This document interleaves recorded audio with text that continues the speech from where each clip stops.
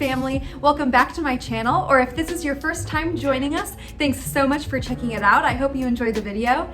Today we're going to be talking about beginner capsule wardrobing, and really this is kind of the start of a little bit of an informal series that I want to call Capsule Wardrobing for Beginners. Today we're going to be specifically talking about how you can go about selling your pieces that you aren't in love with so that you can make room in your closet for your capsule wardrobe journey. But before we get into it, I want to remind you to subscribe if you haven't already, and click that little notification bell so that you never miss the next time that I upload a video. Let's go ahead and get started. So in my last video, which if you haven't watched, I'll link it up here. It's just a summer capsule update, so pretty helpful. But in my last video, I mentioned that I was going to be selling these shorts pretty soon. And the reason I'm selling them is because they don't fit me anymore, and we don't want to keep things in our closets that don't fit us because it just makes us feel bad. Anyways, so today I will actually be listing these along with the tips that I'm showing you guys. So make sure you stay tuned. These are really handy tips that have helped me sell almost all of the original clothes that I started with to help me build the capsule wardrobe that I have now. Now let's kind of talk about different routes that you can go about selling your pieces. There are several different places where you can sell your items. Places like eBay, Mercari, Depop, Poshmark, and even on your own personal Instagram, or like starting a new Instagram page that is solely dedicated to selling your clothes. And though I did sell a few pieces, 5 or 6 on Instagram, kind of to my own personal circle of followers, I have found the most success using Poshmark. So today we'll be talking about selling our clothes on Poshmark specifically. However, I do think that these guidelines will rightly apply to other sources of selling your clothes as well.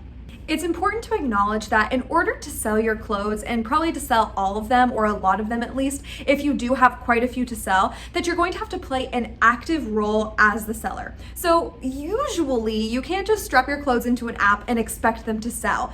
But let's backtrack for a moment and go to the very beginning, because as Julie Andrews so famously sung, let's start at the very beginning, a very good place to start. And she's right. The beginning is the best place to start, obviously.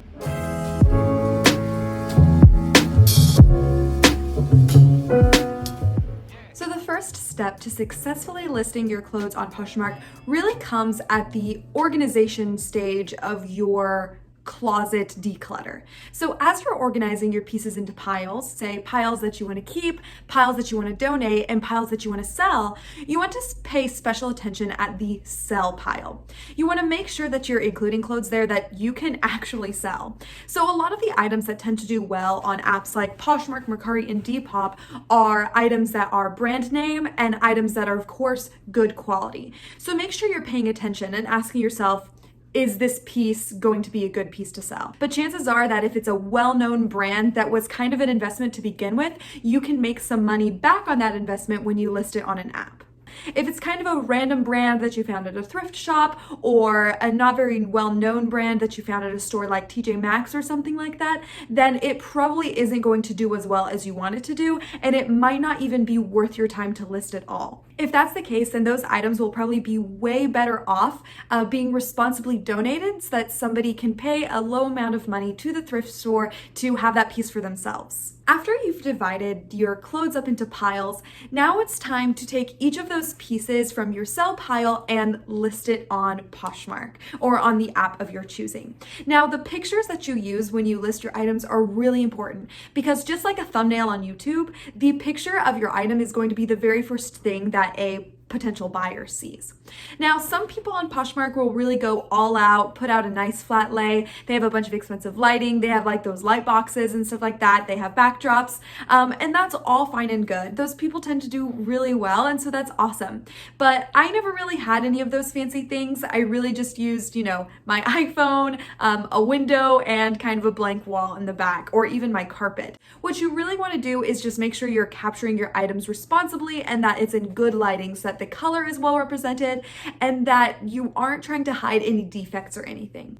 So when I take pictures of items, I usually take pictures of the front, the back, any interesting details, and of course, any small defects that I think could affect the buying of that item. You never want to list a piece and try to hide any defects, because if a buyer purchases that and they receive the item, they can actually open up a claim against you on Poshmark and send that item back to you, and then you lose your money, and that's no fun. Another trick that I like to use when I'm listing items on Poshmark is that if it is a new enough item, I can usually go back to Google, type that item's brand name and the item that it is in the Google search, and find a picture of a model wearing that original piece. And sometimes I'll use that as a cover photo. I feel like that's kind of maybe cheating a little bit because the model's photo is the one that they originally used to draw people to that item. So it's going to function in the same way again. It's going to draw people to that item. Now, it's really important that you just don't stop there, of course. You always want to post pictures of the actual item. It's very rare that anybody will buy something on Poshmark that only has modeling photos on it and not photos of the real item. So while the modeling photo might act as clickbait, you want to make sure that you follow through with that and post pictures of the actual item that are decently done. Next comes the way that you describe the item. Now, this is really important because just like titles and tags work on YouTube, there are a lot of YouTube intersections here, which is interesting. But it's all these apps that have algorithms really function in the same way. They are search engines, right? And so our titles and our descriptions of the clothes that we list on Poshmark are going to contribute to that item's visibility. So you want to make sure that in your title, you're including things like the color, the brand name, and then there are some terms like GUC and EUC, or good use condition and excellent use condition, that people usually put in all caps in their titles. And those are things that really grab people's attention, because if something is EUC or GUC, that means that they can usually trust that the item has little to no defects. You also want to help the buyer envision themselves wearing that item in multiple ways. So for example, you can always include phrases like, this is a closet staple, or this is so important for a basic wardrobe, or this piece is very versatile, or this piece is great for the transitional season, it's great for the spring, it's great for the summer. So you want to make the buyer envision how and when they're going to be wearing that piece, so that you're making that listing just a little bit more personal. The last thing that you want to include in your description is the measurements of that item. Now, a lot of the time before I will buy an item on Poshmark, unless it's an item that I know well and have tried on before, I will always ask for measurements. So you want to kind of jump the gun here and provide measurements before a buyer has to ask for them, because any lag there is going to make the buyer maybe forget about the item. So when I list bottoms, I always include the waist measurement, and then if it's pants, I include the inseam. And then if I'm posting a top or a dress or something like that, I always make sure to include the bust seam and the length of the item. This is really important because on Poshmark and on several of these secondhand shopping apps, there aren't returns for things that don't fit you. So buyers are usually quite careful to purchase something unless they know that the size will work for them, which is why measurements are such a crucial part of your Poshmark listing description. The next step that you really want to pay attention to is pricing.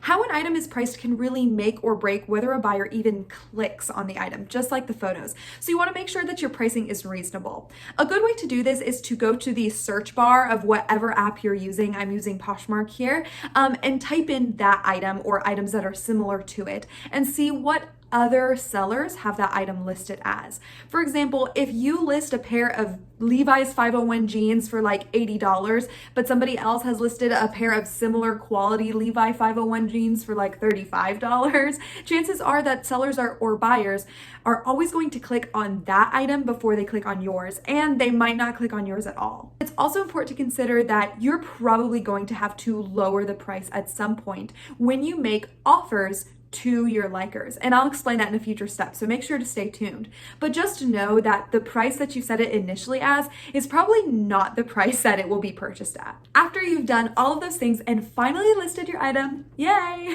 you want to make sure that you do not give up here. You want to share your item. Now, a lot of these apps function kind of like a social media app. So I know Poshmark is especially like this, where you can get followers and follow people people and they can share your items and you can share their items. And I think that's one of the reasons why Poshmark was so successful for me. It's actually really easy to get followers on Poshmark. All you have to do is follow people, and the kind of unspoken etiquette is that they'll follow you back. So as long as you're following people, you'll get followers too. And this is really important because when it comes to promoting your items, your followers are going to play a crucial role. So if you go to one of the people that you follow and you share items from their closet, say you share 5 items from the closet, the unspoken Poshmark etiquette is that they also have to go to your closet now and share 5 of your items. So not only are you exposing their items to your audience, but they're exposing your items to their audience. And that's a really great way to kind of get more marketing out of your clothes. Another thing you can do is also self-share your pieces. Now, I heard somewhere when I first was starting on Poshmark that there are some people who share their whole closet up to 5 times a day.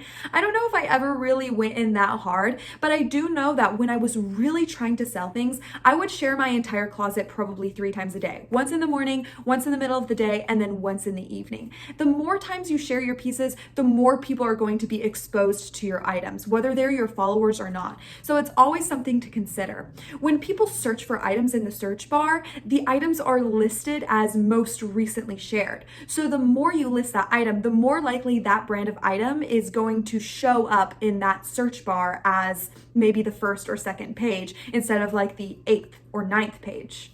The next step to selling well on Poshmark is to make offers to your likers. This is honestly such a crucial step because, like I said, like 2 steps ago, and when I was talking about pricing, it is very rare that I or any other Poshmark buyer is going to purchase an item at full price. The power of Poshmark is really the opportunity that people have to barter for things with each other. And I actually think that's a really, really fun way of going about this because you kind of get to like work on your negotiation skills, which is like such a good skill. Everybody should have that.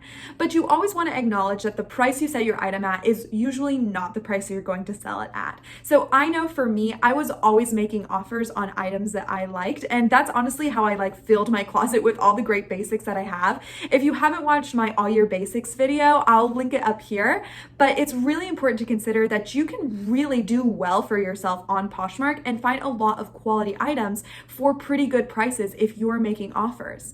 And if you're trying to sell items and you're making offers to your buyers, you want to make sure that you are starting slow, but you don't want to be afraid to decrease the price. Now, usually I'll start at a 10% decrease in my items, and there are 2 ways that you can send those offers. You can either send a private offer, which sends like an individual offer to each liker on the item that has liked the item. And when you do that, then you have to also include a shipping discount, but you can also just lower the listing price of the item. And if you do that, then you don't have to lower the shipping discount. So really, there are benefits to both. Now, there is a special event that occurs occasionally on Poshmark called Closet Clear Out. And during that time is a really, really great time to make offers to your likers. When Closet Clear Out happens, if you drop the actual listing price of the item 10% or more, every single person that has liked that item will get an email with the offer and they will get discounted shipping on Poshmark. So you don't have to incur the cost of discounted shipping, which is really, really handy. So after you've listed your item, made offers to your likers, and somebody has accepted your offer, woohoo! Now it's time to ship the item to that person. So a lot of people want to avoid selling their clothes online because of the whole like packing and shipping process, because it's something they haven't done before. So they're not quite sure, how it's going to go, or if it's going to go work out. Is it going to be a hassle? Am I going to have to pay for things?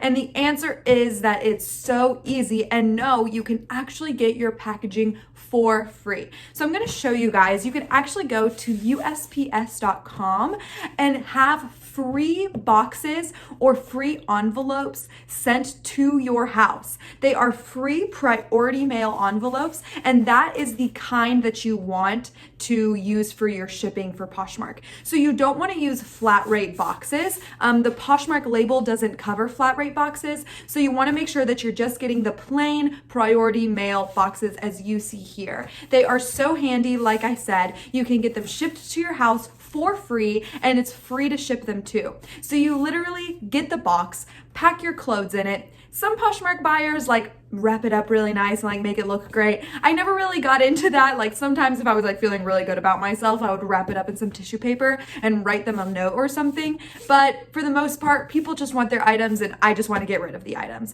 So pack it up, tape it up, and then you print out your Poshmark label, put it on the package, and you literally don't even have to leave your house. Like you can schedule a free USPS pickup. You can leave the packages outside of your door, and when your regular mail is being delivered, they'll pick up your package for you. It literally could not be more simple. So do not be afraid to sell online just because of packing and shipping. It really is so easy. I have a box here as an example of the priority mailbox. It's so simple, people.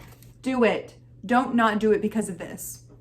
Now, the last step that you want to take when you're trying to sell your items on Poshmark is to just be patient and be consistent. Those are two of the most important things. Not all your clothes are going to sell in one day. Not all your clothes are going to sell in 1 month, 2, or even like 6 months to a year. Sometimes it takes a while. I even have clothes that I listed 2 years ago that are still in a bin in my closet waiting to be sold on Poshmark. And you know what? I might have to come to terms with the fact that some of them are just not going to sell. But the truth is that being consistent and being patient is going to get you pretty fairly good results. So just don't be too hard on yourself if things aren't selling immediately. This is a process that takes time, and it kind of contributes to that whole slow fashion ideal that we are trying to embrace as we create our capsule wardrobe.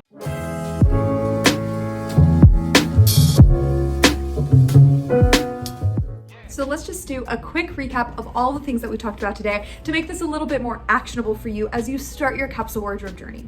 1, you want to pinpoint the kind of clothes that you're selling. Make sure that you're picking good brands, good quality clothes. 2, you want to take really good pictures and you want to make sure that they show everything, doesn't leave anything out, and also maybe find a picture of the model, the original model, modeling that piece. 3, you want to make sure that your title and description are full of searchable words that will make your item come up in people's searches. That means including brands, pictures, and extra words like high-waisted, vintage, the material of the item, etc. 4, you want to make sure that your pricing is reasonable, that it's comparable to other items of the same kind or that are similar. And you also want to make sure that you are pricing for the quality of the product. 5, you want to make sure that you are sharing that item. So not only do you want to self-share your item, but you want to follow and share other people's items so that they will share yours.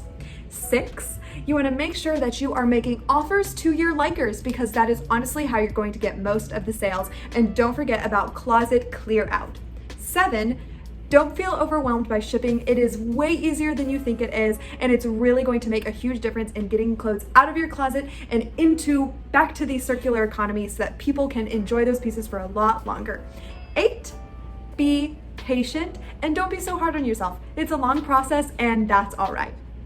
All right, everyone, that is the video for today. Thank you so much for joining me. If you enjoyed this video, be sure to hit that subscribe button if you haven't already, and go ahead and like this video while you're down there. Liking videos actually really does make a huge difference for the YouTube algorithm, so go ahead and support your girl.